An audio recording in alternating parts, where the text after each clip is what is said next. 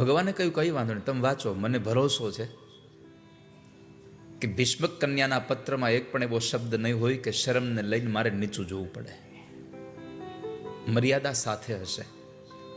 આમ જોવા જાવ તો વાલા વૈષ્ણવો, આ કથા રૂકમિણીજી ભગવાનને પત્ર લખે એ તો છે જ, પણ એક વખત અધ્યાત્મ જગતમાં પ્રવેશ કરો તો આ જીવાત્મા પ્રભુને પત્ર લખે છે. આ જીવ પરમાત્માને કહે છે કે મારું લગ્ન તમારી સાથે મેં કર્યું છે, હવે તમે મને સ્વીકારો છો કે નહીં એ તમને ખબર. હું તમને મારા તરફથી જાણ કરી દઉં છું, એટલે પત્ર મોકલે છે, એટલે અરજી, એટલે પ્રાર્થના. રૂકમિણીનો પત્ર સુદેવ નામના બ્રાહ્મણ લઈને ગયા હતા, એમ આ જીવાત્માની અરજી પ્રભુ સુધી લઈને જવાની કોઈની તાકાત હોય તો કેવળ સંતોની, મહાપુરુષોની, આપણા સદગુરુઓની તાકાત છે કે જે આપણો પત્ર ભગવાન સુધી લઈ જાય છે. આપણા માટે સંતો પ્રભુ સાથે લડે છે. આ જીવાત્મા તો એક ફરિયાદી છે, સંતો આપણા વકીલ છે અને ઠાકોરજી આપણો જજ છે. આ જીવ માટે સંતો લડે છે.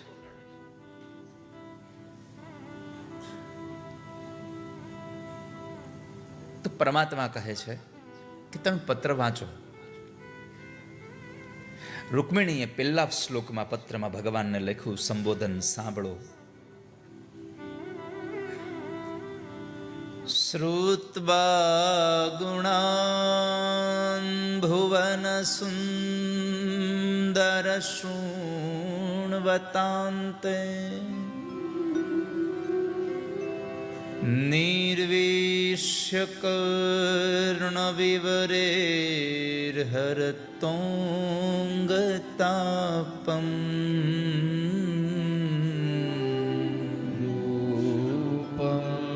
દૃશામૃષિમતામખિલાર્થલાભમ ત્વય્યચ્યુતા વિશતિ ચિત્તમપત્રપમ મે. હે ભુવન સુંદર, સાંભળો.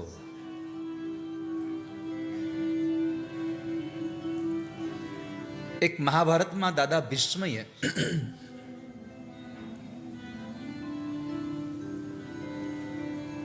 ભગવાનને કીધું, પ્રભુ તમારાથી સુંદર કોણ છે આ સંસારમાં? ત્રિભુવન કામનમ તમાલવર્ણમ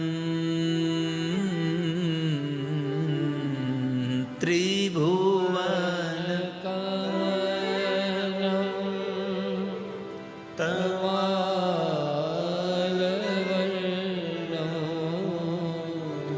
રવિકર ગૌરવરાંબરમ દધાને. રવિકર ગૌરવરાંબરમ દધાને. ભગવાન, ત્રણેય ભુવનમાં તમે સુંદર છો. ત્રિભુવન કમનમ તમાલ વર્ણમ.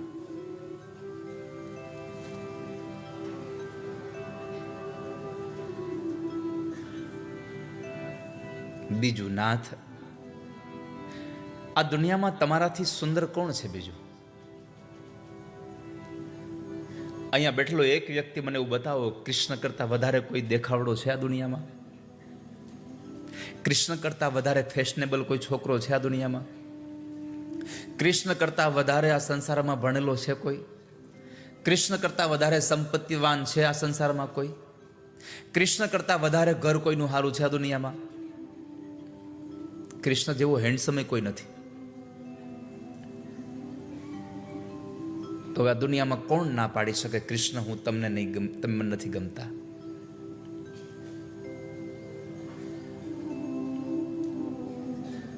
પ્રભુને જોઈએ તો આપણને ગમ્યા કરે. ઠાકોરજી આપણને ગમ્યા કરે છે.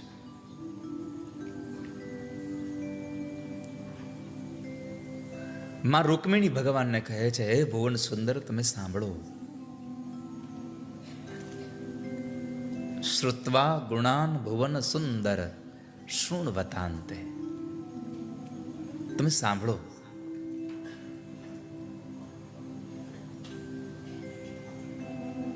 મેં મારું ચિત્તપત્ર તમને સમર્પિત કર્યું છે. ત્વયચ્યુતા વિશતિ ચિત્તમ પત્રપમ. મેં મારા મનરૂપી, મારું ચિત્તરૂપી પત્ર હું તમને મોકલું છું.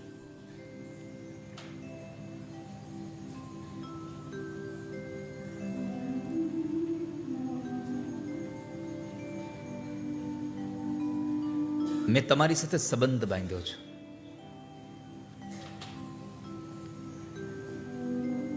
ભગવાને પૂછ્યું કે હું તમને કેમ ગમું છું?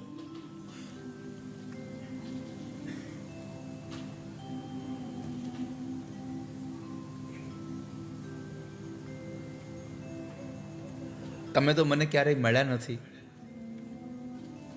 છતાંય તમે મને પસંદ કરો છો. શા માટે? માતાજી કહ્યું કે મેં તમને ક્યારેય મળ્યા નથી, અમે તમને, પણ તમને પસંદ કર્યા એનું એકમાત્ર કારણ છે મેં તમારી કથા બહુ સાંભળી છે.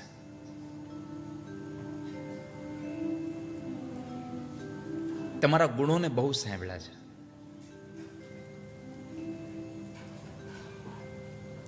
ભગવાન કૃષ્ણએ 6 શ્લોકને સાંભળવાની અપેક્ષા જ ન રાખી. આ તો લેખા છે એટલે ગાવા પડે છે. બાકી ભગવાન કૃષ્ણએ પહેલો શ્લોક વાંચ્યો, પહેલી 2 લીટીઓ વાંચી, પછીના શ્લોકને સાંભળવાની કે વાંચવાની અપેક્ષા જ ન કરી.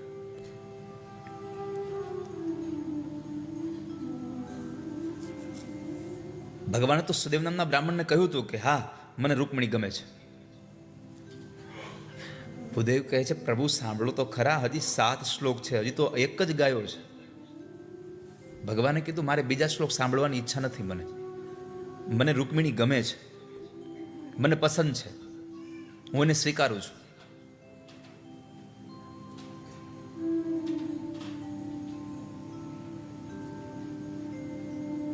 પણ તમે આટલી બધી ઉતાવળ શું કામ કરો છો?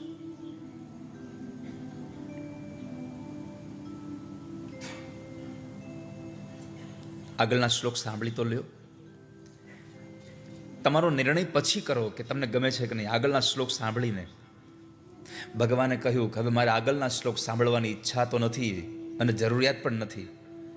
મને રૂકમિણી ગમે છે, હું રૂકમિણીને પસંદ કરું છું. આગળમાં ગમે તે હોય, મને કાંઈ લેવા દેવા નથી. કારણ મને ગમે છે એનું કારણ એ છે કે રૂકમિણી મારી કથાઓ સાંભળે છે, મારા ગુણને સાંભળે છે.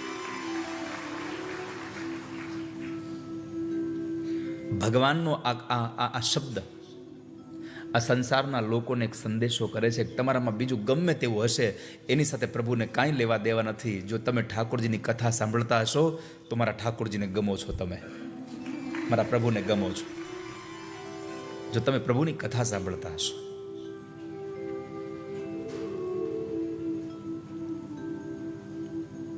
શ્રુત્વા ગુણાન ભુવન સુંદર શૃણવતાંતે નિર્વિશ કર્ણ વિવરેર હરતોંગ તાપમ.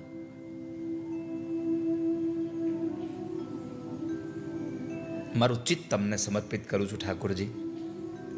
મેં મારા તરફથી તમારી હારે સંબંધ બાંધી દીધો છે. ભગવાને પૂછ્યું કે સ્ત્રી અને પુરુષના સંબંધો બહુ હોય. માને દીકરો હોય, બાપ અને દીકરી હોય, ભાઈ બહેન હોય, પતિ પત્ની હોય, બીજા ત્રીજા બહુ બધા સંબંધો હોય. તો તમે મારી સાથે સંબંધ બાંધ્યો, પણ હું તમારા માટે શું? આપણા બેવનો સંબંધ શું? માં રૂકમિણીએ પરમાત્માને જવાબ આપ્યો, પ્રભુ મારો ને તમારો સંબંધ, મેં તમારી હારે સંબંધ બાંધ્યો, તમે હજી મારી હારે સંબંધ બાંધો કે નહીં મને ખબર નથી, પણ જો તમે મને પૂછતા હો કે તમારો સંબંધ મારી સાથે શું, તો હું તમને મારા પતિ માનું છું. મેં તમને મારા સ્વામી બનાવ્યા છે. ભગવાન કહે છે કે પતિ બનાવતા પહેલા જરા વિચારો તો ખરા. ખબર નથી, પણ જો તમે મને પૂછતા હો કે તમારો સંબંધ મારી સાથે શું, તો હું તમને મારા પતિ માનું છું. મેં તમને મારા સ્વામી બનાવ્યા છે. ભગવાન કહે છે કે પતિ બનાવતા પહેલા જરા વિચારો તો ખરા, તમે મને શું કામ પતિ બનાવો છો? એવું તો તમે મારામાં શું જોયું કે તમારે મને પતિ બનાવવો છે? ભગવાન એવું પૂછે કે તમે મારામાં શું જોયું, તો ભગવાનને સંક્ષિપ્તમાં કહી દેવું જોઈએ. આની હારે બહુ લાંબી માથાકૂટ કરવાની જરૂર નથી. આને સંક્ષિપ્તમાં કહી દેવું જોઈએ કે તમારામાં શું નથી. આ સંસારમાં એક સ્ત્રીને એક મૂર્તિઓ પસંદ કરવા માટે જેટલી વસ્તુની આવશ્યકતા હોય, એ બધી જ વસ્તુ જો એક જ જગ્યાએ કોઈ જગ્યામાં હોય તો કૃષ્ણ કેવલ તમારામાં છે. બાકી આ સંસારમાં તમે જુઓ તો છોકરો હેન્ડસમ જોતો હોય તો પૈસાવાળો ન હોય, પૈસાવાળો જોતો હોય તો દેખાવડો ન હોય, દેખાવડો અને પૈસાવાળો બે હોય તો ભણેલો ન હોય.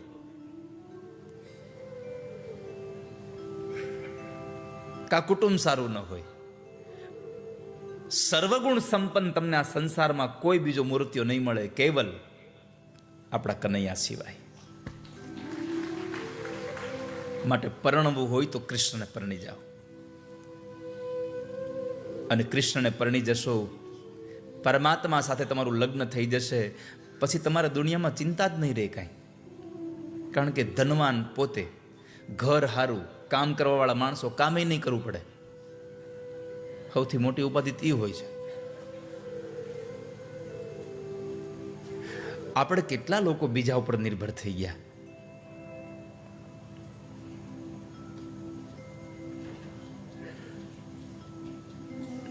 એક દિવસ ઘરમાં કામવાળા ન આવે, હાજે લોકોના મોઢા જોયા જેવા હોય. અરે ઘણા તો એક દિવસ રસોઈવાળા હાજર ન હોય તો હું કે ખબર, હાલો આજ બહાર જમી આવી. અરે પણ એક દિવસ તો બનાવો. માં રૂકમિણી ભગવાનને કહે છે, પ્રભુ બધું જ તમારામાં છે, શું નથી આ સંસારમાં તમારામાં?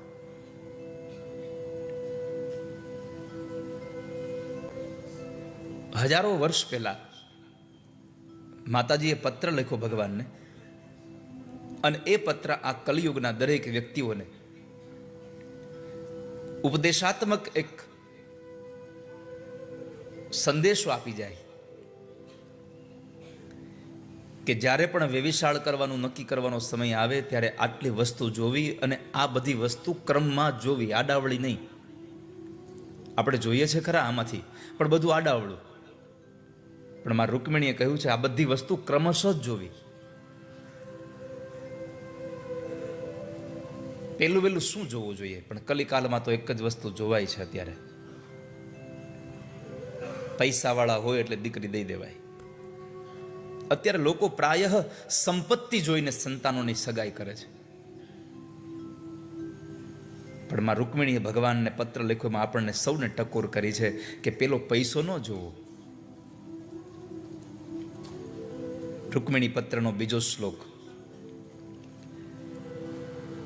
કાત્વા મુકુંદ મહતી કુલશીલ રૂપા વિદ્યાવયો દ્રવિણ ધામભિરાત્મતુલ્યમ હીરાપતિમ કુલવતી નવનીત કન્યા કાલે નૃસિંહનરલોક મનોબિરામમ. કાત્વા મુકુંદ મહતી કુલશીલ રૂપ.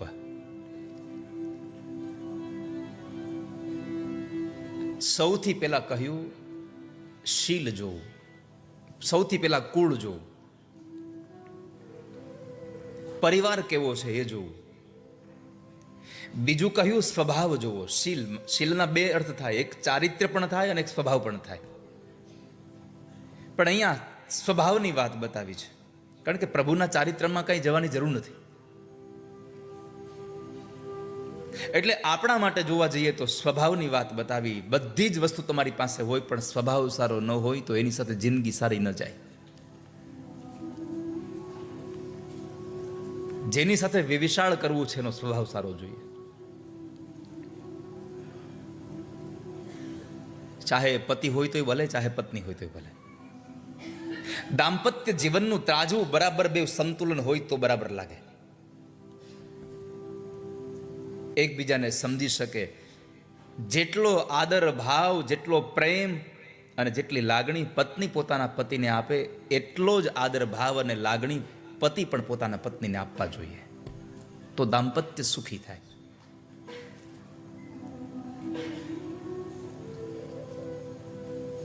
તો પેલું કુળ જોવું, ખાનદાન જોવી. આપણે દુનિયામાં જોયું છે કે તમે જુઓ, ઘણા ઘણા બધા પૈસાવાળાના છોકરાઓ 35 ના થાય તો માગું ન આવતું હોય, અને ઘણા બધા સાવ મધ્યમ સ્થિતિમાં જીવતા હોય છતાંય છોકરા 22-25 વર્ષના થાય તે પરણી જાય. કેમ? આ સંસારમાં કેવળ પૈસો કામ નથી આવતો, તમારી આબરૂ કામ આવે છે.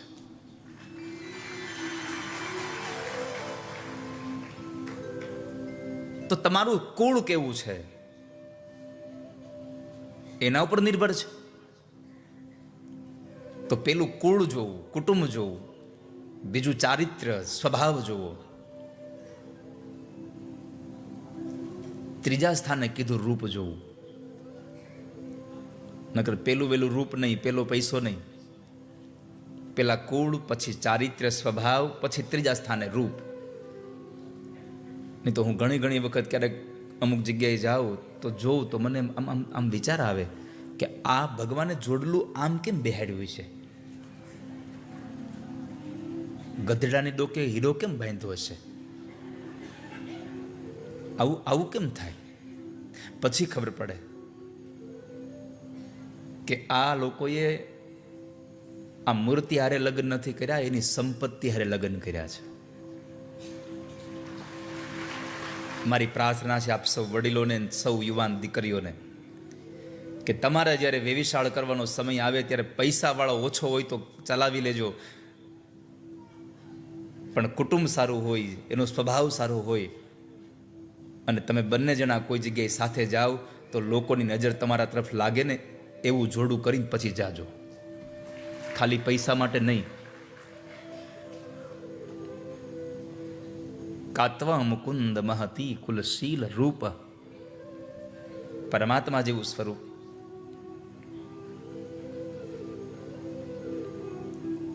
ભગવાનને જુઓ તો આપણને ગમ્યા જ કરે.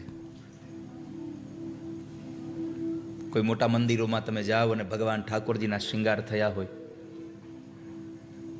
તો આપણને ગમ્યા કરે કે શું પરમાત્મા છે.